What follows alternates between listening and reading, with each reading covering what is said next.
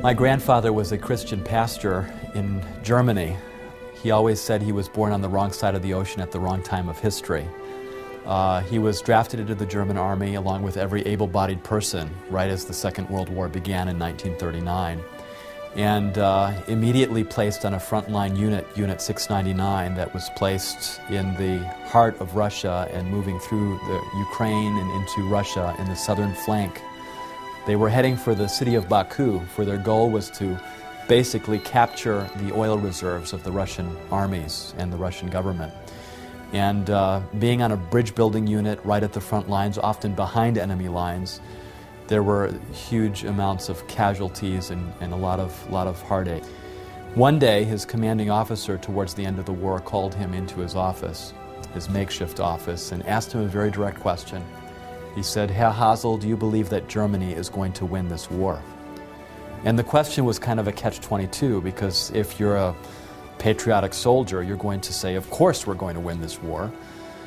But also being a Bible student and as pastor and having studied prophecy, my grandfather knew that Germany would not win the war, and so he was conflicted and he didn't know exactly what to say, and at that moment he said a silent prayer to heaven. And then he said, "Is this an official or an unofficial question?"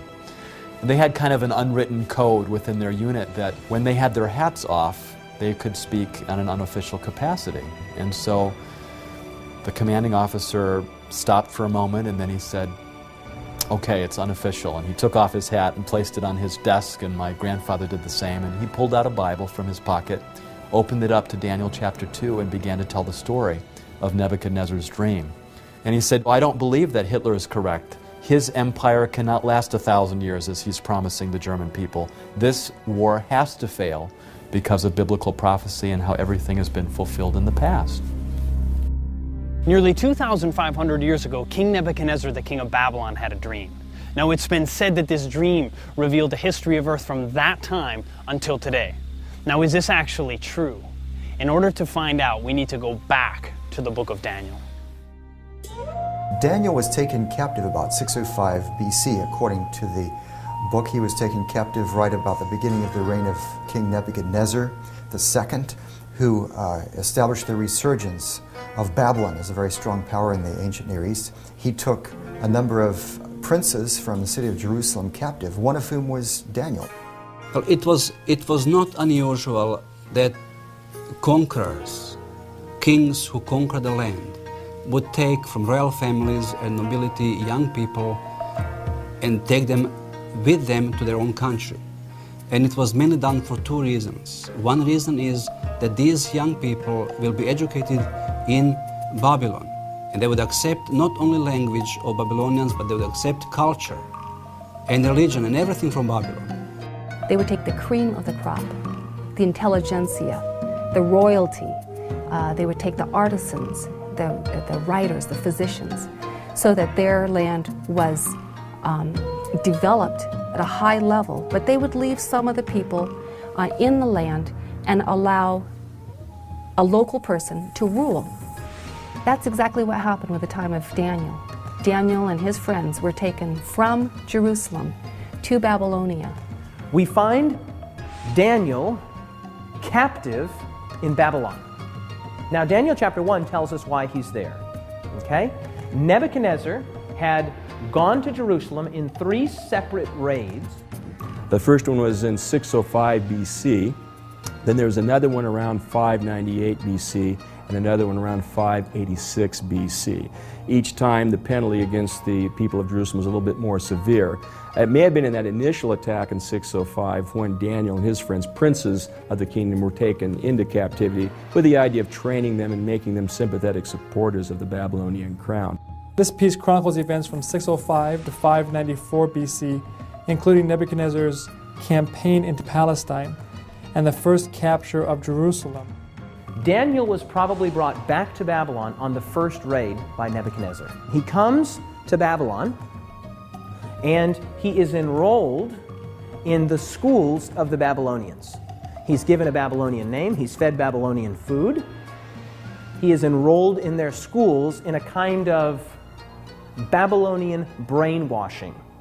to prepare him to assimilate to Babylonian culture and language, and eventually to be a kind of puppet ruler over the Jews for the Babylonian Empire. He risked his life by insisting on remaining pure in the way that he ate, in his diet, and so on, and what he drank, rather than just accepting the hospitality of the king. Now that was extraordinarily dangerous, and if you don't accept the hospitality, that is a serious insult. Now you see, that can be dangerous even if you're equals with somebody, but Daniel was not the equal with Nebuchadnezzar. He was a captive.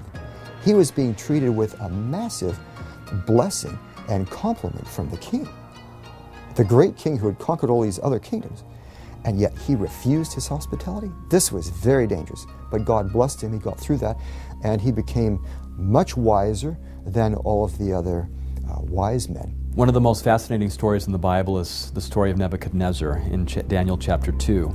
Nebuchadnezzar has dreams, the Bible says. It was his second year of his reign, and he wakes up completely disturbed because he's had this amazing dream, and like something that happens to so many of us, he wakes up and he doesn't remember what he dreamed. He dreamt a dream that terrified the daylights out of him. Now, this has got to be quite a dream to terrify this kind of a king. He knows it's from the gods. He's just conquered all this territory, but it still frightens him. He doesn't know what it means. Obviously, to him, as many other people in the Near East thought, as well as Pharaoh in the book of Genesis, he thought this had something to do with him and his future and his kingdom, but he didn't know what. And what's more, in the morning he had that impression, but he forgot what the details of the dream were, so he couldn't even remember it.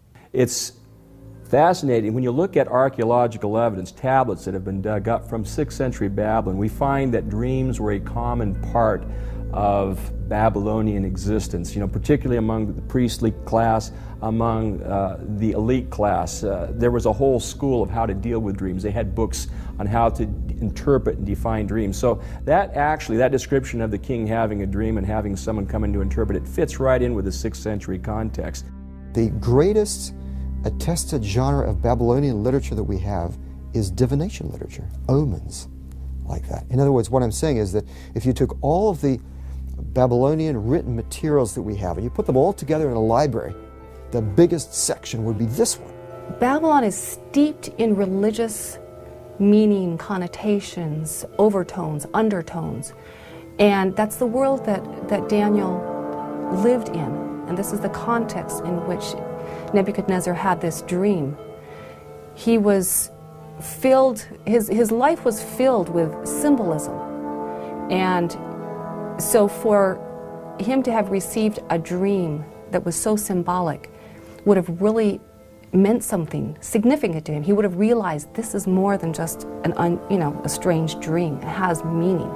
If a dream was not interpreted, it was perceived as dangerous, or it was perceived as a curse. That's why people had to fight for finding the interpretation of the dream. So therefore he called all of his wise men who were supposed to deal with dreams and visions and interpreting them and omens and divination and all that stuff. And they were the ones who knew about the gods and how to get in touch with them. So he calls them all together. For some reason Daniel wasn't there. We don't know exactly why. Maybe they just neglected to call him because he's a young colleague of the rest of them. We don't know. Maybe there was some politicking going on. Maybe some of the others were jealous and didn't want to call him. All right, so Nebuchadnezzar has all of these people and he says, all right, I've had this dream and I want you to tell me the interpretation. So they say, oh, that's fine. We're in that business. Tell us the dream. Oh no, I don't remember the dream. You're going to tell me what the dream is. And he goes so far as to say, I have decided firmly, if you do not tell me what my dream was and interpret it, I will have you cut into pieces and your houses turned into piles of rubble. He is demanding of these wise men that they tell the king the content of the dream. And they get upset. They know they're going to die if they don't do this. And so they're really working hard against this. And you know what they do? They say, as it says there in Daniel 2:44, he says, now wait a minute, king. They're fighting for their lives now. There is no king on earth that would ever ask such a difficult question. The king basically says, I'm not going to be persuaded by your time-saving tactics. Okay? If you tell me what the dream is, then I can have confidence in your interpretation. I don't remember what the dream was, and that's what I need you to do for me. After all, you're the magicians, you're the astrologers, you're the soothsayers. Tell me the dream. They were paid, they were enrolled, they were on the divine payroll for the purpose of knowing what others didn't know. They had access to secret information, and so it was reasonable for the king to ask this. And so the king decides that he's going to have them all killed. All of his top advisors, all of his magicians, astrologers, his sorcerers, his enchanters. And the story or the decree comes to Daniel and his 3 friends. And they began killing the wise men, and they sought Daniel and his companions to kill them. Now, Daniel, as we've already said, had gone through the schooling of the Babylonians. And so he was apparently numbered with the wise men. He was numbered with those that were being killed. As the story unfolds, one of the king's guards arrives at Daniel's house for the purpose of executing him. That must have been awkward, right? Knock, knock, knock. Hello, what can I do for you? Daniel? Yes, I'm here to kill you. He answered and said to Arioch, the king's captain, "Why is the decree from the king so urgent? What's going on here? Why all the haste? Why all of the urgency?" Then Arioch made the decision known to Daniel. He must have said something like, "Well, listen, the king's had a dream. He can't remember the dream, but he knows it's important. He has an anxiety associated with this dream." So Daniel went in and asked the king to give him time that he might tell the king the interpretation. Instead of fearing for their lives, they decide to have a prayer time together. And Daniel asks, and his friends ask, that the Lord would give them not only the interpretation of the dream, but the dream as well. And so the first word of verse 19, then the secret was revealed. What do you mean then? Well, after he prayed, after he asked. So Daniel at this point is rushed into the presence of the king. And then Daniel explains to the king the dream. It's interesting, though, what Daniel says at the beginning. He says to the king, "No wise man, enchanter, magician, or diviner can explain to the king the mystery he has asked about it, but there is a God in heaven who reveals mysteries, and he has shown King Nebuchadnezzar what will happen in days to come." I can just imagine when Daniel came in and the king said, was surprised, "Can you tell me the content of my dream?" And Daniel said, "I cannot tell you the dream because of my wisdom, but there's a God who reveals secrets." And the king was listening because that sounds good, but he hadn't heard the content of the dream yet. Because remember, the king doesn't recall the dream. But you can be sure that if he starts to hear it, you know how that is when you can't quite remember something and someone says, "Oh, is it this, is it this?" "Oh, yeah, that's it." Okay? So he's waiting with bated breath. What will the dream be? And then Daniel said, "O king," yes, the king said, "That's right, I'm king." "O king, you looked and saw." "Yes, I saw." Now what did I see? I can just see the king leaning forward in his chair. And then Daniel says, "O king, you saw an image." And as soon as Daniel had uttered that one word, image, he had won the day. Verse 31, "You, O king, were watching, and behold, a great image. This great image, whose splendor was excellent, stood before you, and its form was awesome. This image's head was of fine gold, and its chest and arms of silver, its belly and thighs of bronze, its legs of iron, its feet partly of iron and partly of clay. You watched while a stone was cut out without hands, which struck the image on its feet of iron and clay, and broke them in pieces. Then the iron, the clay, the bronze, the silver, the gold were crushed together and became like chaff from the summer threshing floors. The wind carried them away so that no trace of them was found, and the stone that struck the image became a great mountain and filled the whole earth." So here he describes a great metal man, okay? The head of gold, the chest and arms of silver, the belly and thighs of bronze, the legs of iron, and the feet partly of iron and partly of clay, okay? Very simple. A statue, an image, an idol. So you see descending value in terms of the metals, but perhaps increasing strength, except for the iron and clay at the bottom. So it's a very intriguing dream, and the context of Daniel suggests that in the 6th century, Daniel was shown a vision of the entire future of the world from Nebuchadnezzar's time until this stone kingdom, which seems to be something that happens at the very end of Earth's history. But he goes on to explain not only what the king dreamed, this image with a head of gold and arms and chest of silver and thighs of brass and bronze and legs of iron and feet of iron mixed with clay, but he goes on to tell the king what those things represent. Verse 37, "You, O king, are a king of kings, for the God of heaven has given you kingdom, power, strength, and glory. And wherever the children of men dwell, or the beasts of the field, or the birds of the heaven, he has given them into your hand, and he has made you ruler over them all." Now look at these words here. "You are this head of gold." Okay? No need to wonder, no need to question, no need to guess. Daniel says it. You, Nebuchadnezzar, and by extension, the kingdom that you represent, Babylon, you are this head of gold. After, of course, consulting his own God, he's told that these metals represent a sequence of various kingdoms, and Daniel tells Nebuchadnezzar that you, O king, are this head of gold. The head of gold represents Babylon. And it's very appropriate that that be the symbol for Babylon, which was gilded in gold, famous for its gold. Babylon was one of the most spectacular cities of the ancient world. If you look at the size of Babylon, it was larger than Rome, larger than Athens. It was just an enormous city that was situated just about 25 miles south of Baghdad in modern Iraq. Historians tell us that there was more gold in Babylon, and probably they're using hyperbole, but you can get a feel for the richness of ancient Babylon, that there was more gold in Babylon than there was dust. It was the great golden kingdom of antiquity. Excavations that have taken place there beginning in 1899 by the Germans have revealed a city that was surrounded by triple walls.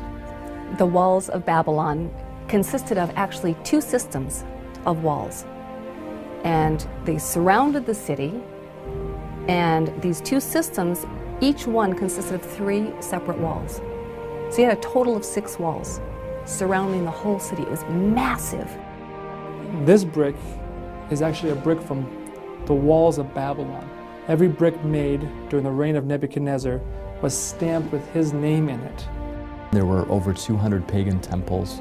The famous ziggurat, of course, was the central temple, and many gods were worshipped. Nebuchadnezzar built many altars, temples, sanctuaries, and it was a very polytheistic society, very sophisticated society. The literature and the language was something that, at that time, the Akkadian language was basically the lingua franca of the world, like English is today.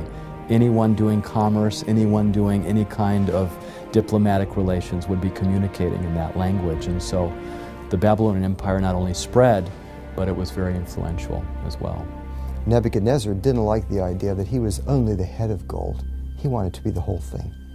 And so he set up a great image of gold where the whole thing was of gold in Daniel chapter 3, the very next chapter, and he had a lot of his people bow down and worship. Now, William Shea has pointed out that this was possibly a time of conflict in the empire when there was some possible disloyalty to Nebuchadnezzar going on, so he was having everyone pledge loyalty to him. When you read the document coming from Babylon, we discover that in about 10th year of his reign, a rebellion broke out. And rebellion was so severe at one point in his court that the text says that he had to take his own sword and defend his own life. Fortunately, soldiers came in and he was able to survive this rebellion. And of course, those involved were punished, executed. But the problem was Nebuchadnezzar did not know who else was involved in this rebellion, in this plot. So he is asking that court officials would pledge new allegiance to him.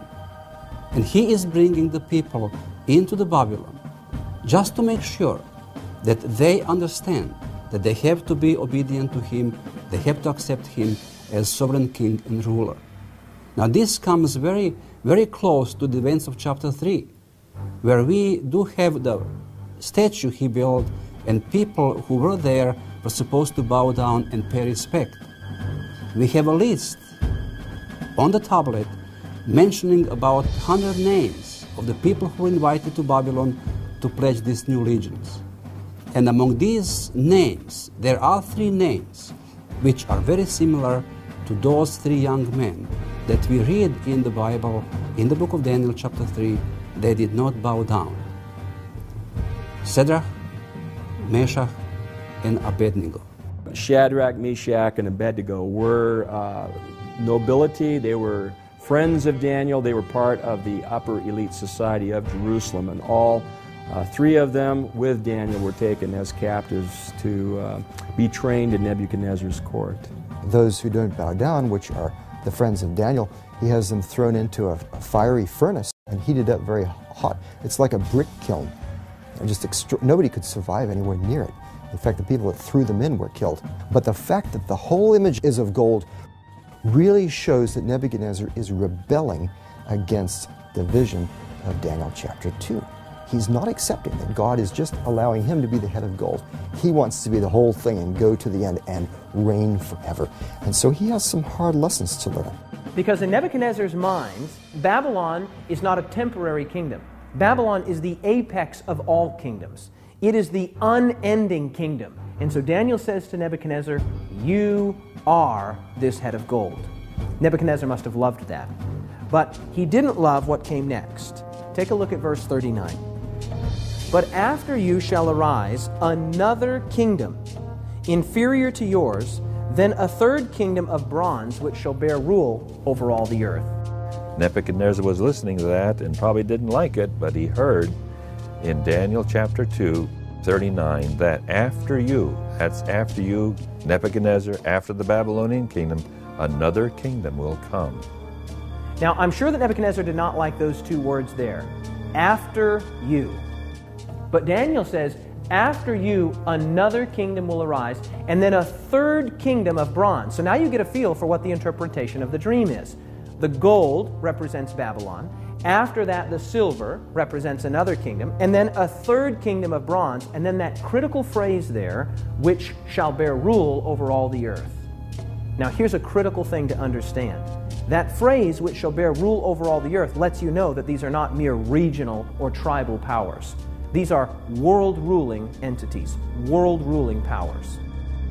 Babylon was the greatest nation of antiquity up to that point. But Babylon would be succeeded by another kingdom. Well, the conquest of Babylon is rather interesting. The Persians come up to the city and they surround the city. Of course, from the book of Daniel's perspective, Belshazzar the king is trapped in there with his nobility, and they feel quite safe. The walls of Babylon were very sturdy, very strong. Belshazzar knows that Cyrus is invading, that he's approaching, but he's not afraid. Babylon is invincible. It's got the walls around the city, it's got canals, it's got moats, and it's safe. One of the key features of the city of Babylon was that the Euphrates River ran through the city. That was a source of water for the inhabitants of the city, and you couldn't just break into the city. The gates were very well constructed, and the river itself, there were special barred gates that came down into the river, making it impossible for anyone to sneak into the city through the river course. Babylon, in fact, was under the rule of Belshazzar when it fell, on the night that it fell, according to Daniel chapter 5, when the armies of Cyrus under this general came and they got into the walls, and the Greek historian refers to the idea that, in fact, the armies of Cyrus diverted the waters of the river Euphrates.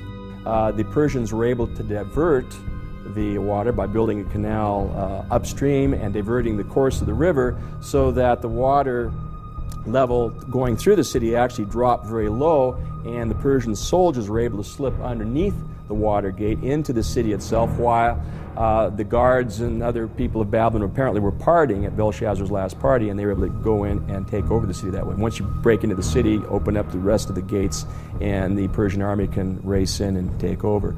Belshazzar gets reports that cities are falling. So is he celebrating because he feels secure? That's what many say.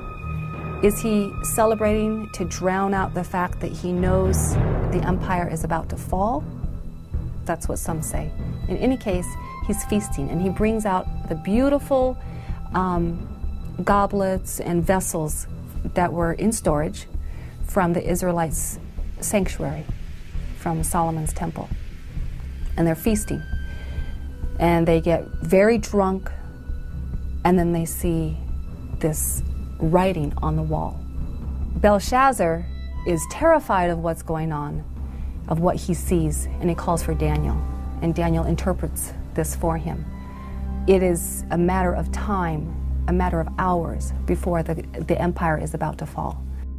Babylon was the greatest nation of antiquity up to that point. But Babylon would be succeeded by another kingdom. And that kingdom would be succeeded by still another kingdom. Each of these medals representing a kingdom and then a subsequent kingdom. Okay? Babylon conquered by Medo-Persia. The Medo-Persian Empire being represented by the silver, the chest and arms. In fact, the Medo-Persian Empire is called Medo-Persia by name right in the book of Daniel, Daniel chapter 8. Cyrus, king of Persia, with his general Ugbaru-Gobrias, took over in 539. Now, the Persians were a very powerful empire, and they had quite an enlightened rule in a sense. Cyrus could be brutal on various places. So, for example, there were cities that got in his way that wouldn't surrender, and he burned the whole city with men, women, and children. However, those cities that submitted to his rule, he was very nice to, and he in fact let captives go free to their homes, including the Jews, back to Judah, and he returned gods to their temples and did all kinds of things. Now, the Persian Empire went on, and of course, when a king has a big army and lots of power, he wants to expand his empire. That's every king's dream, right? So one of these kings in the 400s, his name was Xerxes. His Persian name, in Old Persian, which is his original native language, is Shayarsha. Now that was hard for the Jews to pronounce, so they said Ahasuerus. We know him as Ahasuerus. And the Greeks said Xerxes, which is Xerxes. Okay? He was the husband of Queen Esther. The young girl Esther lived during the Persian period, during the time of Xerxes I. Now the Bible and the biblical text, the king that eventually married this young Jewish girl was actually called Ahasuerus. Now I don't know what Esther called him, whether she called him Shayarsha or Ahasuerus, but in any case, that was her husband. And this guy was power hungry. He was also really weird, had a very short temper. And he wanted to conquer Greece. He invaded Greece, expanded the Persian Empire, the son of Darius, of course, and really established these major capital cities and palaces, finished them that his father Darius had started them, but he finished them, places like Susa and Persepolis and some of these fantastic cities of the Persian Empire. But you can imagine, the Greeks never forgot what the Persians had done to them. So years later, see, this was in the 400s, over a century later, Alexander the Great rose up. His father was Philip of Macedon. Macedonia is to the north of Greece. And he then took over Greece. And the Greeks and the Macedonians had not forgotten what the Persians did, and they wanted revenge. And so they all got behind Alexander, and he went over and he defeated the main Persian army in 3 great battles, Issus, Granicus, and Arbela, in the 330s, captured Darius III, the last king. The Greeks had been in tension with the Persians for quite some time. There had been several conflicts. The Persians had tried to invade Greece several times. And ultimately, under Alexander the Great, he was able to put a stop to the Persians once and for all in this great battle where he takes on Darius the Persian and wipes out the Persian army. Alexander the Great, 331, on the field of Arbela, a marvelous battle in which, though he was outnumbered significantly, he defeats the Medo-Persian armies. Alexander had assembled a group of infantry and cavalry numbering about 49,000 men. Darius outnumbered him by some estimates by 10 to 1, about 500,000 men, some estimates as high as 1 million. So you can see that Alexander was way outnumbered in that particular battle, but he had developed quite a few tactics, like the phalanx and other tactics from his father that he used very successfully in battle.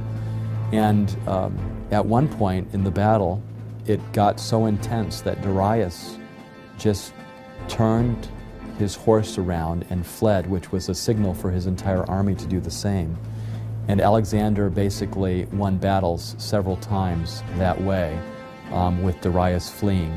If it had been a different king, if it had been a different time, and perhaps some biblical scholars quote the passage that says that God will strike fear into the hearts of kings. Perhaps this was a divine moment where God was deciding another empire was going to take over. Whatever the case may be, Alexander won when simply on human basis he shouldn't have won. So you see this transition from Babylon to another kingdom, Medo-Persia, to a third kingdom of bronze, which shall bear rule over all the earth. Now we come to the thighs, which are bronze. This is the Greek Empire. That third kingdom is also mentioned exactly in Daniel chapter 8. It's the kingdom of Greece, or as it says in the Bible, Grecia. Okay? So, Babylon, then Medo-Persia, then Greece. In other words, there is no room for interpretation here. It just labels it. So you see, there we have a historical anchor point.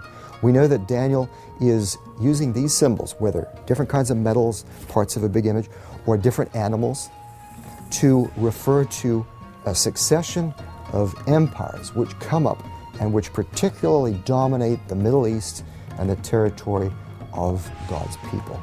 The Greek Empire is a very apt description for a world empire to succeed the Persian Empire. And again, that's an element Daniel seems to accurately reflect, the succession of empires. Even though Alexander was so powerful, so intelligent, had been trained by the greatest Grecian philosopher, none other than Aristotle. Unfortunately, it turned out that Alexander, while he could conquer kingdoms and stand on top of the world, as it were, could not seem to conquer himself. He had conquered the world, but he wasn't able to conquer his own demons, and he died in Babylon, leaving the empire no clear successor. And 4 of his generals took over: Cassander, Lysimachus, Ptolemy, and Seleucus, who divided up the empire in different parts, which fits perfectly the picture that we have in Daniel chapter 8. So, Babylon, then Medo-Persia, then Greece. Now, watch what happens with the next kingdom. Very interesting, beginning in verse 40. And the fourth kingdom shall be strong as iron, inasmuch as iron breaks in pieces and shatters everything. And like iron that crushes, that kingdom will break in pieces and crush all the others.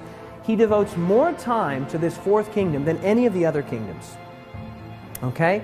Now, when you look at this fourth kingdom, he says it will be extremely strong, extremely potent, extremely powerful, symbolized by iron. It will crush in pieces and break all of these other kingdoms. Okay? And that kingdom is none other than the great iron monarchy of Rome. Only one kingdom would fit. The Roman Republic turns into the Roman Empire, and it becomes yet the greatest of all of these succession of empires yet. It's the strongest. It's depicted apparently in Daniel as the kingdom of iron, and certainly Rome, in terms of its raw strength, its wealth, its riches, its glory may not have been as great as Babylon or Persia or Greece, but in terms of raw strength, none of the previous kingdoms could surpass Rome, and so iron seems an apt description for the Roman Empire. The Roman Empire was an empire known as a military empire, an empire known for its well-trained armies, for its tenacity, for its organization. Known for their ferocity, known for their military strength and might, as well as a well-refined culture. Now, Jesus was alive during the time of the Roman Empire, right? Jesus was nailed to a Roman cross. Jesus was watched by Roman soldiers. Jesus stood before Pontius Pilate, a Roman governor. And of course, crucifixion and the kinds of methods that crucifixion entailed just shows again the might of the Roman Empire and their characterization in the Bible as an empire of iron. So you have the long legs of iron, right? The long legs of iron, representing Rome, were not conquered. Rome wasn't conquered from outside by a stronger, greater, more potent military power. Rome was divided. Well, I wonder what the prophecy says about that. Let's see what it says. Verse 41. Whereas you saw the feet and toes, partly of potter's clay and partly of iron, look at these 5 words. The kingdom shall be divided. The kingdom shall be what? Divided. The kingdom will be divided. In other words, there will not be a conquering of this 4th iron kingdom, but the division of it. The kingdom will be divided. And the final phase, which is not a kingdom, but it's following Rome, it's a breakup into iron and clay, which don't really mix together. So it's sort of a division of the Roman Empire. In verse 41 it says, just as you saw that the feet and toes were partly of baked clay and partly of iron, so this will be a divided kingdom, yet it will have some of the strength of iron in it, even as you saw iron mixed with clay. So the iron continues, but it is now divided. And that's precisely what happened in this history of the Roman Empire as it moved from the domination of Rome to the division of Europe. We have a number of tribes, a number of barbaric tribes that come in and begin to cause havoc in the Roman Empire already early on, and then as time goes by, Rome as an empire loses its power. After Rome would come a divided kingdom. It would be part clay and part iron. And they would not cleave together. They would not stick together. They would be in the form of a body part, but they would not be a single kingdom. I mean, some of the great men in history, this has been their passion to bring about a kind of cohesiveness, a kind of unity in Europe, and yet the Bible says it's not going to happen. There were attempts. The story of Daniel seems to have this competing kingdom at the end of iron and clay. And it's interesting when you look at the history of Europe, you see parts of the disintegrating Holy Roman Empire remain strong. And there's different countries will at times emerge with great strength. The Franks will emerge, Charlemagne, through the Middle Ages, different kingdoms seem to come to predominance, but none of them quite are able to hang on to power. And this has been sort of the history of Europe all the way from the disintegration of Rome through the Holy Roman Empire, through the Middle Ages, to the present. I suppose you could suggest Napoleon was one of the more recent examples of trying to unite Europe into one kingdom, like had happened in Roman times or Greek times or Persian or Babylonian times. But he doesn't succeed. It fragments. The rest of the iron and clay join up against him, and the French Empire falls. The prophecy says, and history confirms, that Rome was not conquered from outside, but divided. It was divided. And then it says something amazing. It says that they would mingle themselves with the seed of men. Now that's kind of an awkward phrase, kind of an unusual phrase, but what it means is very simple. It means that they would try to bring unity to the nations of divided Rome by a kind of artificial nuptial bond. That is to say that they would try to bring about unity through marriage. And this is exactly what the history of Europe reveals. And one of the main ways that they tried to get unified was through intermarriage of their families, as Daniel says. Now we're talking about long after the time of Daniel. This is incredible. In fact, one of the main people who was doing this kind of intermarriage was Maria Theresa in the 1700s, the time of Mozart. She ruled over the Austro-Hungarian Empire. And she had a lot of children, especially daughters. She had a lot of daughters. And she married them to all kinds of other rulers. They didn't have a choice. most of them. One did. Her favorite daughter had a choice.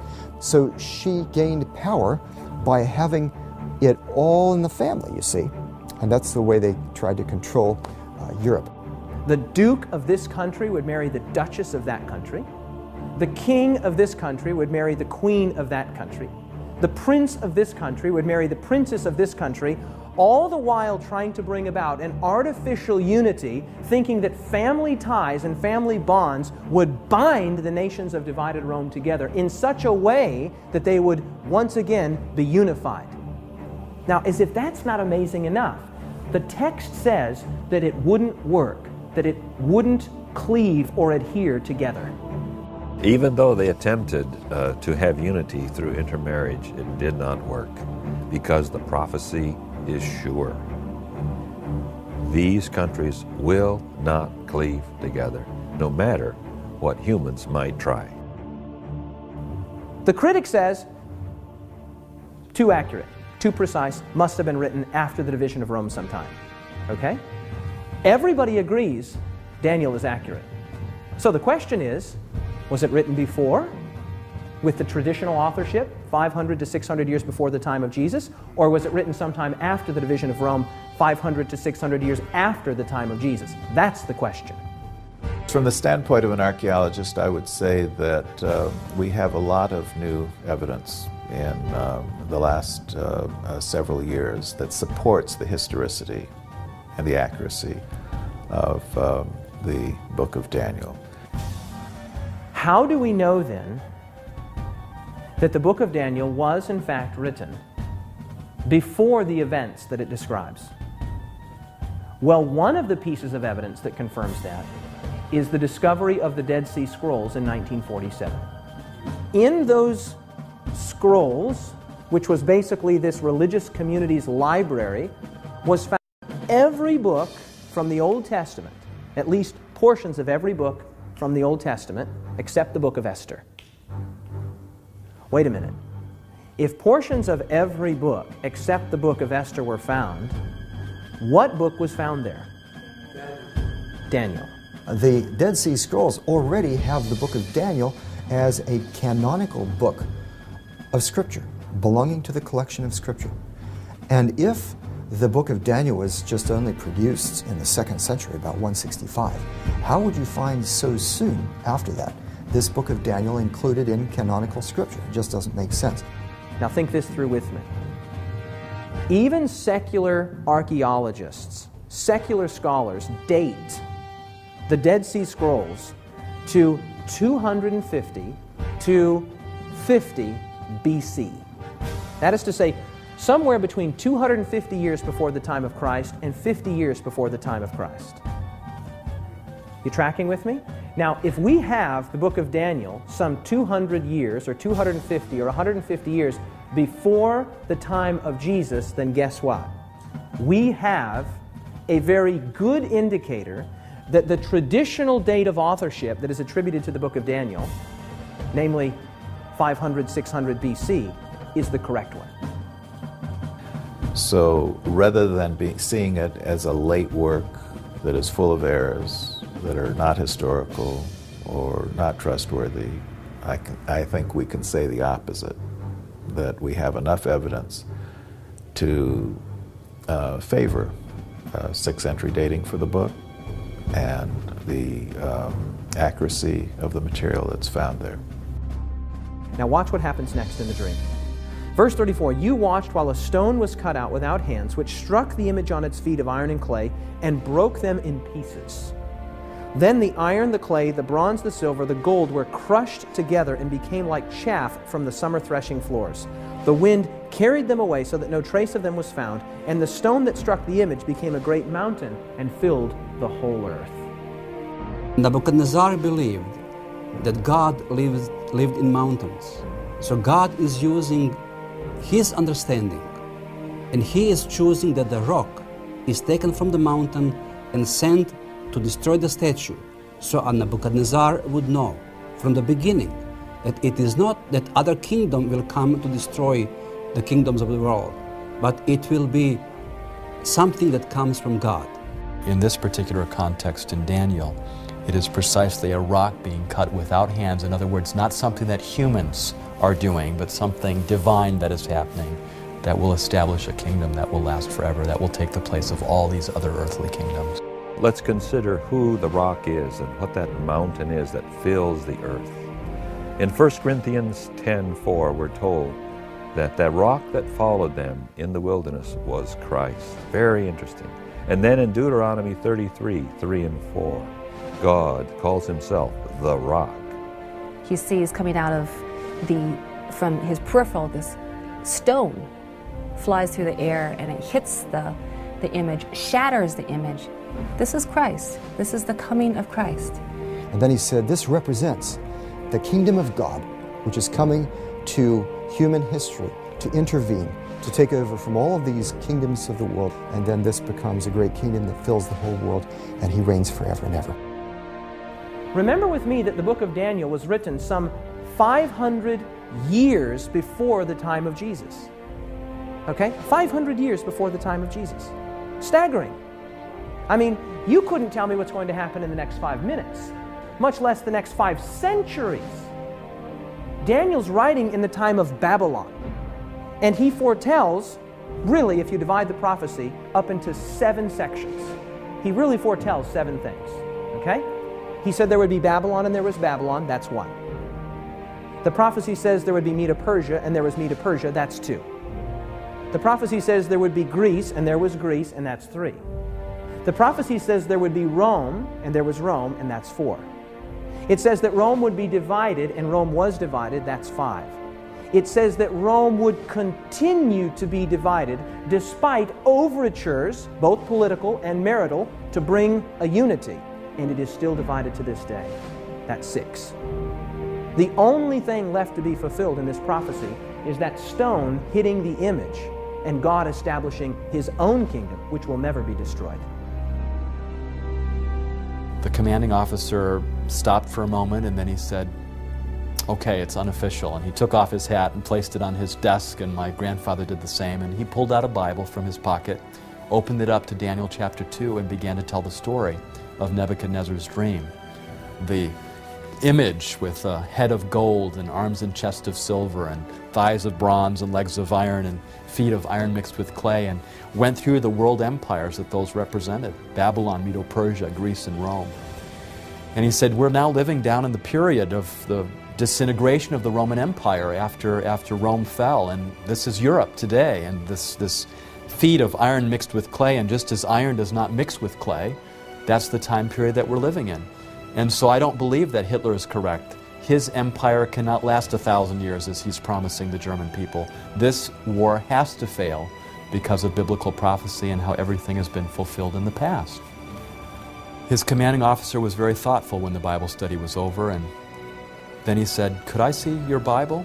I'd like to keep this. And my grandfather said, okay, and he handed over the Bible. And he said, I want you to be here again tomorrow morning at 9 o'clock. You're dismissed. The next day he showed up at 9 o'clock, and only to see that there were 2 other high-ranking officers on either side of his commanding officer. And at that moment, as he walked into the office, he thought, oh no, for sure I've been betrayed.